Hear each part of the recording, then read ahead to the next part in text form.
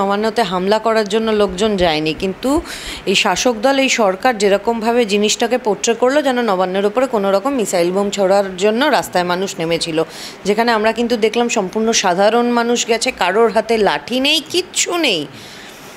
Maximum তাদের হাতে আমরা কি দেখলাম? আমাদের জাতীয় পতাকা। এই নিয়ে মানুষ রাস্তায় নেমেছিল। এই যে এত পুলিশ, নোটিফিকেশন তো কয়েকদিন আগে দু তিন দিন আগে একটা নোটিফিকেশনও তো বেরিয়েছিল যে কত জায়গা থেকে যে পুলিশ অফিসার্স, তারপরে সিভিক ভলেন্টিয়ার্স, তারপরে এমনি পুলিশ তুলে নেওয়া হয়েছে, তুলে নিয়ে গিয়ে ডিপ্লয় করা হয়েছে নবান্নর চারপাশে কলকাতায়। দেখবে আজকে চণ্ডীতলার আইসি, ওনার কিন্তু এই রকম মানে এইরকম যখন পরিস্থিতি চলছিল ওনার মাথা ফেটে গেছিলো, উনি আহত হয়েছিলেন। খবরে কিন্তু বড় বড় করে দেখানো হয়েছে যে চণ্ডীতলার আইসি আহত, তাকে বিক্ষোভকারীরা সরিয়ে নিয়ে গেলেন। সুতরাং যারা দেখছে সামনে একজন পুলিশের মাথা ফেটেছে বা উনি আহত হয়েছেন, তার রক্ত দেখে কিন্তু যারা বিক্ষোভকারী বলা হচ্ছে, বাট তারা কিন্তু বিক্ষোভকারী না, তারা আন্দোলন করতে নেমেছিল। আন্দোলনকারী ইজ দ্য রাইট ওয়ার্ড। তারাই কিন্তু তাকে আবার রেস্কিউ করে সাইডে নিয়ে গেল। সেই তাদেরকে থামানোর জন্য পুলিশের যা অবস্থা আজকে দেখলাম।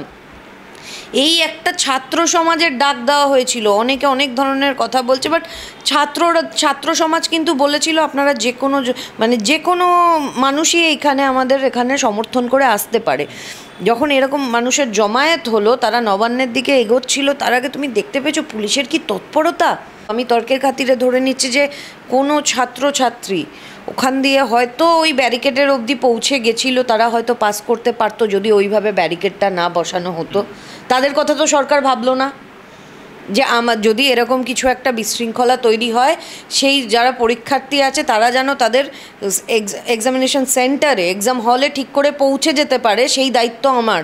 তাহলে ওই পরিস্থিতিতে তাদেরকে পুলিশ কি করে বার করতো? আজকে যে পুলিশ ওখানে দেখা গেল, সেই পুলিশ আরজি করের দিন কোথায় ছিল? আরজি করের 14 তারিখে রাত্রিবেলা যে ঘটনা ঘটেছে, আমি আবার বলছি 150 জন পুলিশ যদি ওখানে থাকে, 50 জন যদি আসে, তাদের 2 মিনিটও সময় লাগতো না ওটাকে ছত্রভঙ্গ করে দেওয়ার জন্য। পুলিশ ইন্টেনশনালি সেদিন করেনি। পুলিশের কাছে সেদিন অর্ডার ছিল হাত গুটিয়ে বসে থাকা, পুলিশের কাছে আজকে অর্ডার ছিল অতি সক্রিয়তা দেখানো। না, অতি সক্রিয়তার ছবি তো সামনে আসছেই, কিন্তু পুলিশ মন্ত্রী হিসাবে আজকে যে ভূমিকা পালন করা দরকার সেই ভূমিকা কি পালন করেছে, নাকি একটু দমনপীড়নের দিকেই পুলিশ সেই মেজাজে? কোন দিন দমনপীড়ন করেনি? এই পুলিশ মন্ত্রীর নেতৃত্বে যে পুলিশ প্রশাসন রয়েছে তারা দমনপীড়ন কোন দিন করেনি। আজকে যে জলগুলো ছুড়ল, খুব প্রয়োজন ছিল সেটার প্রয়োজন খুব ছিল না। তারা শান্তিপূর্ণ মিছিল করবে বলেছিল, তাদেরকে অত দূরে আটকানোর কোনো দরকার ছিল না। কন্টেনার নিয়ে এসে রাস্তায় বসিয়ে দেওয়া হলো। টালা থানায় সেদিন আমি ছিলাম, যখন ওই নির্যাতিতার বাবা মাকে আটকানোর জন্য যেভাবে গাড়িগুলোকে নিয়ে এসে পুলিশের গাড়ি দিয়ে আটকে দেওয়া হয়েছিল, যাতে তারা টালা থানা থেকে বেরিয়ে না যেতে পারে, অন্যদিকে তাদের সাথেই যেতে হবে, ঠিক ওই একইভাবে আজকে কন্টেনার নিয়ে এসে বসিয়ে দেওয়া হলো রাস্তার মাঝখানে। এটা কাদের জন্য? তারা আন্দোলনে নেমেছিল, এই সরকারের বিরুদ্ধে আন্দোলনে নেমেছিল। কিন্তু পুলিশের আজকে যে ভূমিকা, মানুষের প্রতি পুলিশের প্রতি আরও ক্ষোভ বাড়বে। আমি দুটো জিনিস একটু সামনে রাখতে চাইবো। যেমনটা আন্দোলনকারীদের কোর্টও বলে দিয়েছিল যে একেবারে শান্তিপূর্ণ আন্দোলন ছিল, সর্বোচ্চ কোর্ট। হ্যাঁ, শান্তিপূর্ণ আন্দোলন এগোবে নবান্নের দিকে, সেই রকমভাবে শান্তি বজায় রাখতে হবে। আন্দোলনকারীরা তাদের কাজ করবে, পুলিশ তাদের কাজ করবে।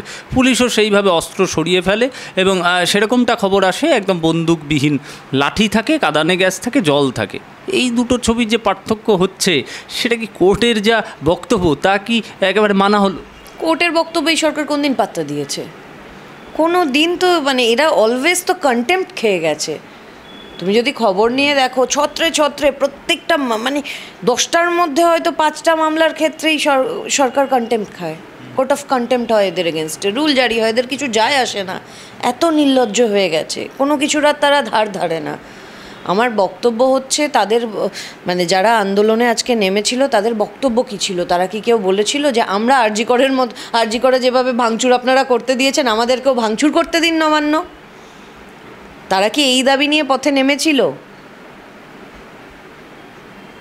তাহলে আজকে এই যুদ্ধকালীন পরিস্থিতি যে তৈরি হলো, সেটা তো আজকে এই সরকারের প্ররোচনায় পুলিশ করলো। এটার জবাব তো আজকে মুখ্যমন্ত্রীকে দিতে হবে, পুলিশ মন্ত্রীকে দিতে হবে। আজকে নবান্নটাকে এরকম সুরক্ষিত রাখার জন্য, যদিও বা বলবো এটা একটা প্রোপাগান্ডা, বিকজ নবান্নে হামলা করতে কেউ যাচ্ছিল না, সবাই শান্তিপূর্ণ মিছিল করেই রাস্তায় নেমেছিল, এগোচ্ছিল, এটার কোনো প্রয়োজনীয়তাই ছিল না। শোনো, কোনো দিক থেকে যদি এরকম দমনপীড়ন আসে, উল্টো দিক থেকেও একটা বল প্রয়োগ করা হবে, এটাই নিয়ম, এটাই স্বাভাবিক। সুতরাং আজকে যে এই ঘটনাগুলো ঘটলো, পুলিশ যে ভূমিকাটা দেখালো, সেই দিন যদি দেখাতো তাহলে পুলিশকে নার্সদের চেঞ্জিং রুমে ঢুকতে হতো না। একদম। আমি বামেদের প্রসঙ্গে আসবো। একদম আন্দোলনটা থেকে বিচ্ছিন্ন হয়ে গেলেন তারা বললেন যে না, নিজেদের মতন করে আন্দোলন হবে, নাগরিক সমাজের মধ্যেই আন্দোলন হবে, এবং ছোট ছোট জমায়েত দেখলাম আমরা, এবং ছোট ছোট মিছিল দেখলাম আমরা, বেশ কিছু মিছিল এখনও সন্ধ্যেতে সংগঠিত হবে। আমি বলছি, এই যে ছাত্র সমাজের আন্দোলন থেকে বেরিয়ে গিয়ে আলাদা রকম বামেরা কি তাহলে ছাত্র সমাজের যে আন্দোলনটা সেটার থেকে নিজেদের একটু পৃথক করতে চাইলে? না, বামেরা শুধু নিজেদেরকে স্বীকৃতি দিতে পছন্দ করেন, নিজেদের বড় করতে পছন্দ করেন, অন্য লোককে ছোট করতে পছন্দ করেন। না হলে একটা জিনিস তুমি ভাবো, আমি কিছুতেই এই জিনিসটা মাথায় আসছে না। আমি সেলিম সাহেবের একটা ইন্টারভিউ দেখলাম, এদের প্রেস বিবৃতি দেখলাম, যেখানে ওরা স্পষ্টভাবে বলেছে যে আমরা এই আন্দোলনে নেই, পার্টি স্ট্যান্ড পার্টি নিয়েছে, আমরা আন্দোলনে নাই থাকতে পারি, কেউ জোর করে তাদেরকে নামাবে না। অন্য কোনো ছাত্র সমাজ বলো বা অন্য কোনো সমাজ বলো, তাদের সাথে এরা হাত নাই মেলাতে পারে, এদের মনে হতেই পারে যে আমরা রাস্তায় নামবো না এদের সাথে, তাতে কোনো বাধা বিপত্তি নেই। আমি এতে ভুলও কিছু দেখছি না। প্রত্যেকটা রাজনৈতিক দলের নিজস্ব কিছু স্ট্যান্ড আছে। সেলিম সাহেব কি বললেন? নবান্ন কেন যাব, সিজিও কমপ্লেক্সে যাব, সিবিআইকে ঘেরাও করবে। ওনার মতো একটা মানুষের কাছ থেকে কি আজকের দিনে দাঁড়িয়ে এই পরিস্থিতিতে, আজকে পশ্চিমবঙ্গ যখন জ্বলছে, এই ধরনের একটা মন্তব্য আশা করা যায় একজন প্রাজ্ঞ রাজনীতিবিদ? নবান্ন কেন যাবে মানে? নবান্নে যে বসে রয়েছে 14 তলায়, সে তার মদতে আজকে আরজি করের ঘটনার পরে এই রকম একটা জিনিস ঘটলো, তাহলে আপনি নবান্নে যাবেন না, সিজিও কমপ্লেক্সে যাবেন, সিবিআই এর কাছে যাবেন? ল অ্যান্ড অর্ডার, সেফটি, এগুলো তো স্টেট সাবজেক্ট, এগুলো তো সিজিও কমপ্লেক্সে সিবিআই এর সাবজেক্ট কোনো দিনই হতে পারে না। তাহলে আপনারা ওই দিকে কেন যাবেন? আমি বলছি না বিজেপির সাথে একসাথে হাত ধরে আপনি রাস্তায় নামুন, কিন্তু মানুষের কাছে আজকে আপনারা পরিষ্কার করুন আপনারা কি বলতে চান। ওই ইন্ডিয়া জোটের বৈঠকের পরে বামেরা ঠিক করে নিয়েছে যে তারা তৃণমূলের বিরোধিতা করবে না, না হলে নাগরিক মিছিল আর ছোট জমায়েত দিয়ে আজকে কি ঘটেছিল সেটার উত্তর কখনো এই মুখ্যমন্ত্রীর থেকে এনারা আশা করেন কি করে? যদি এনাদের পলিট ব্যুরোর থেকে কোনো রকমের একটা বার্তা থাকে যে তোমরা আর যাই হয়ে যাও না কেন, ইন্ডিয়া জোটের আমরা সঙ্গী, মমতা বন্দ্যোপাধ্যায় ইন্ডিয়া জোটে আমাদের সঙ্গী, তার বিরুদ্ধে কিছু বলবে না, সেটা মানুষের সামনে এসে তাহলে বলবেন। দ্বিচারিতা এইভাবে চলতে পারে না যে আমরা এখানে বলবো না।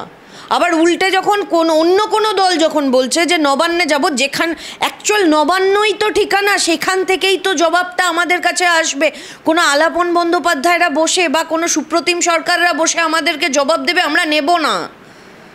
আমরা স্বাস্থ্যমন্ত্রীর থেকে জবাব চাই, আমরা পুলিশ মন্ত্রীর থেকে জবাব চাই যে সেদিন আরজি করে যে ঘটনাটা ঘটলো, স্বাস্থ্যমন্ত্রীর এই এত বড় যারা ডিপার্টমেন্টে রয়েছে তারা সকাল থেকে রাত অবধি কী করলো, পুলিশ কী করলো, জবাব তাকে দিতে হবে, সে সিজিও কমপ্লেক্সে বসে নেই। সুতরাং এভাবে দায়িত্ব জ্ঞানহীনতার এরকম পরিচয় তো এরা আজকে না দিতে পারতো। সকাল থেকে একটাই জিনিস, প্রত্যেকে রে করে উঠছে, এ ছাত্র, অমুকে ছাত্র, তমুকে ছাত্র, এর বয়স কত, তার বয়স কত, এর মাথার চুল পেকে গেছে, এ কোথায় পড়ছে, সে কোথায় পড়ছে।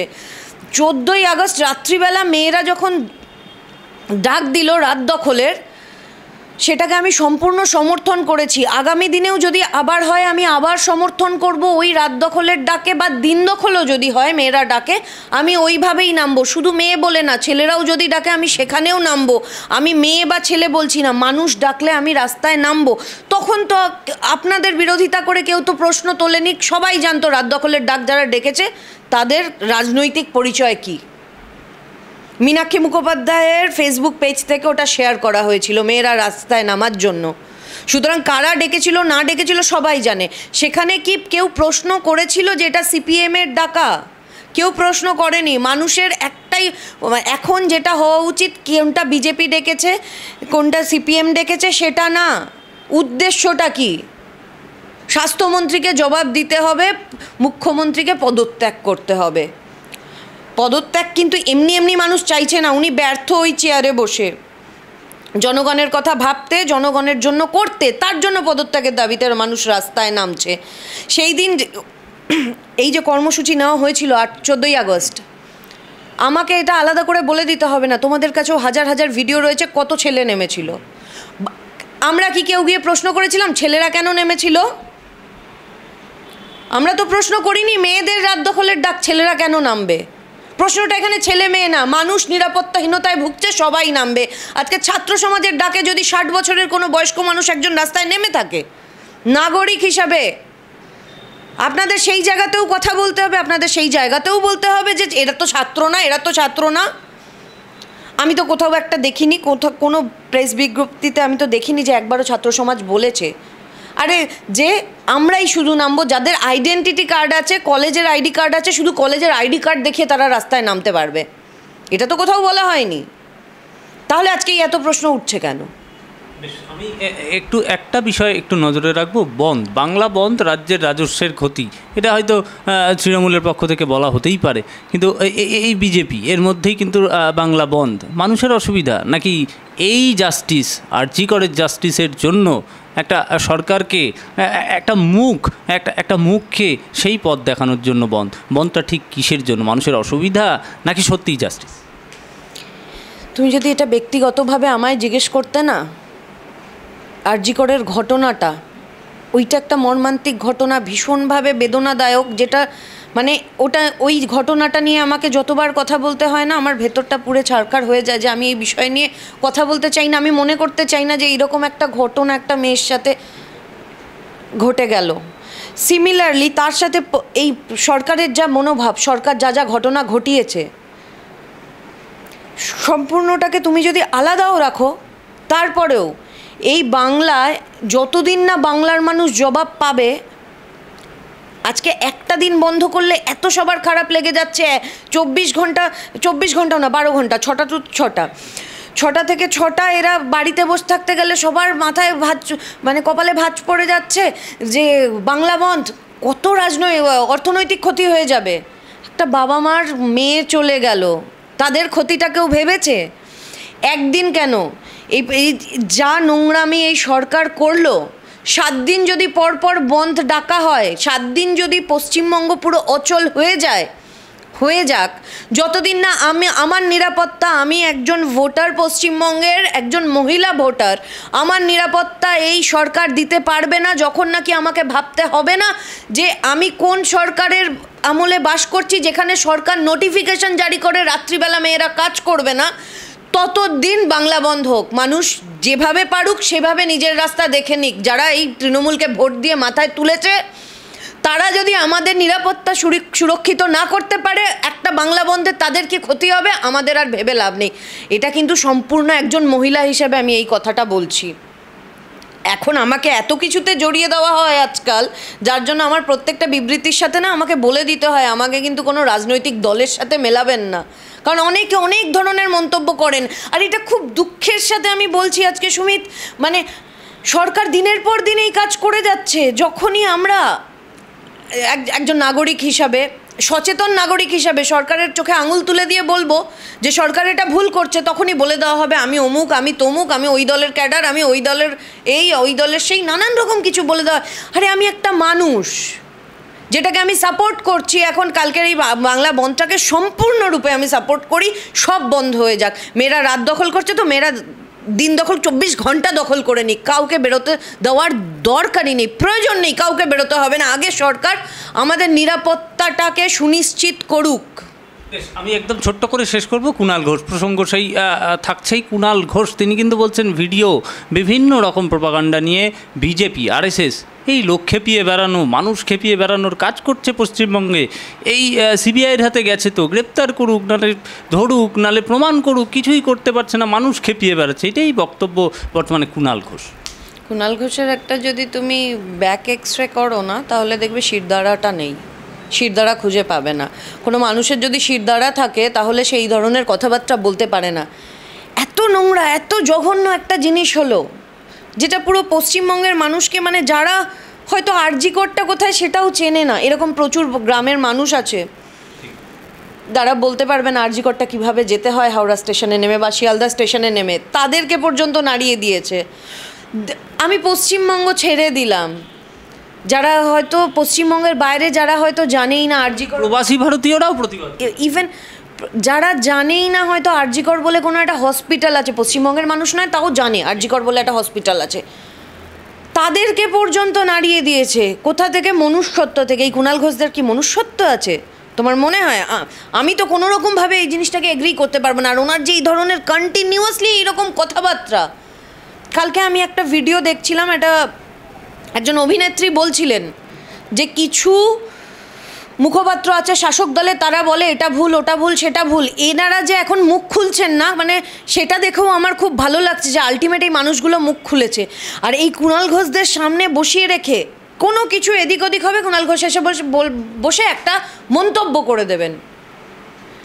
আজকে যদি কুণালবাবুর এই মন্তব্যটাকে আমি সত্যি ধরি যে উনি যেটা বলছেন সেটা ঠিক, বা আমি ছেড়ে দিলাম, কোনো সাধারণ মানুষ যদি কুণাল ঘোষের মন্তব্যকে সত্যি ধরেন, তাহলে এই কুণাল ঘোষই যখন একদিন বলেছিল ডাকাতরানী মমতা বন্দ্যোপাধ্যায়, তাহলে কিন্তু আপনারা সেইটাকেও বিশ্বাস করবেন। আজকে যদি বিশ্বাস করেন তাহলে সেটাও বিশ্বাস করবেন। তার মানে উনি দুটো স্ট্যান্ডেই ঠিক ছিলেন, কিন্তু দুটো স্ট্যান্ড একসাথে মিলছে না।